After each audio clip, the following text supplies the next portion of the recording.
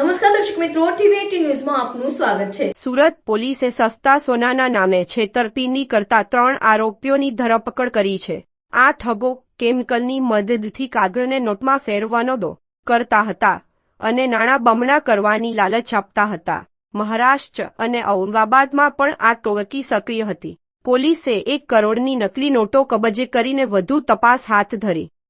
Laskana police station ખાતે register થયેલ એક ગુના બાબતે ફરિયાદી રતિલાલ નાથાણી નાઓ પોલીસ સ્ટેશન આવીને જણાવેલ કે અમોએ આ કામના આરોપી સુરેશભાઈ અને સંજયભાઈ ઉર્ફે બંગાળી તથા મુન્નાભાઈ આ ત્રણેય નાઓના સંપર્કમાં આવેલ એના મિત્ર રફીકભાઈ થકી અને તેઓને જણાવેલ કે અમારે એક સોનું અમારે વેચવા જે બેંકમાં ગીરી હોય સોનું વેચવાનું હોય તો ઓછી કિંમતમાં આપવાનું છે। આથી રફીકભાઈ અને રતિલાલભાઈ બંને તેની પાસે ગયા અને 3 લાખ રૂપિયા આપી અને સોના માટે સોનું ખરીદેલું હતું અને આરોપીઓએ જણાવેલ હતું કે આ સોનું અમે બેંકમાંથી છોડાવીને તમે આપી દેશું આ રીતે જણાવેલ। ત્યારબાદ ફરિયાદીએ સોનાની વારંવાર ડિમાન્ડ કરતા તેઓએ એક વખત એક જગ્યાએ બોલાવીને મીટિંગ કરી એમ જણાવેલ કે સોનું નહીં પણ અમે તમને જે પૈસા આપશો એના 3 ગણા પૈસા અમે તમને આપશું। આથી ફરિયાદીએ જણાવેલ કે કઈ રીતે, તો ત્યારે એને થોડા દિવસ પછી જણાવીશું એવું કરતા પરમ દિવસે એ લોકોને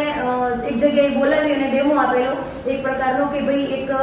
કરન્સી છે, કોરા કાગળ છે, કોરા કાગળમાંથી તમે એક કરન્સી આપો છે અસલ કરન્સી, એના ઉપરથી અમે 3 ગણી તમને નોટ બનાવી આપશું। આ રીતે ડેમો આપીને એને જણાવેલ કે જે તમારા પૈસા છે એના 3 ગણા પૈસા અમે તમને કરીને આપશું। આથી ફરિયાદી પોલીસ સ્ટેશન આવીને જણાવેલ કે આવું ગેરકાયદેસર કામ કરવા માંગતો નથી, આ રીતે આ લોકો એક ફેક કરન્સીનું કામ કરે છે, મારી સાથે છેતરપિંડી થઈ છે આવી રીતે ફરિયાદી આવીને જણાવતા પોલીસે ત્યાં રેડ દરમિયાન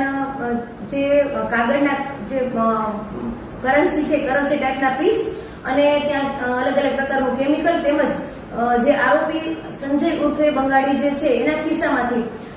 500ના દરની 3 ફેક કરન્સી મળી આવેલ છે, જે અમે યુવી રેઝમાં જોતા અલગ અલગ કલરની દેખાઈ આવતા એને ફેક કરન્સી ગણી અને તેમજ આજે કોરા કાગળો મળી આવેલા છે કે જેની કે જે 500ની નોટના છાપવામાં આવે તો 1 કરોડ રૂપિયાની કરન્સી 500ની છપાય તે અને આ કેમિકલ કબજે કરેલું છે।